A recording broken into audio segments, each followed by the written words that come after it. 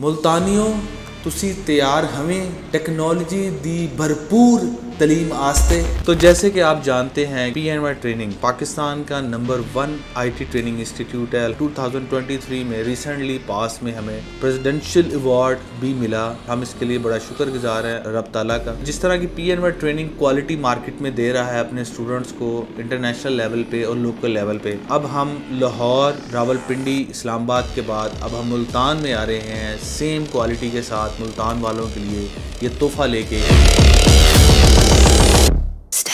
और हम ये चाहते हैं कि जिस तरीके से हमने अल्हम्दुलिल्लाह लाहौर में और बाकी शहरों के अंदर अपनी क्वालिटी को मेंटेन रखते हुए हज़ारों स्टूडेंट्स को IT स्किल्स प्रोवाइड की और कोशिश की हमने वो यहाँ से बैठ के बाहर पैसा कमा सकें और इंटरनेशनल लेवल के क्लाइंट्स यहीं बैठ के जो है वो ले सकें और अपने घर वालों का लाइफस्टाइल और अपने लिए रोज़गार बना सकें। इसी वजह से हम मुल्तान के अंदर आ रहे हैं, इंशाल्लाह बहुत जल्दी इनॉग्रेट करने जा रहे हैं। आएँ हमारे इस अज़म का और हमारे इस विजन का साथ जुड़ें और हमारे बाजू बने और इंशाल्लाह बहुत जल्दी मुल्तान में आप लोगों से मुलाकात होगी। अस्सलाम वालेकुम।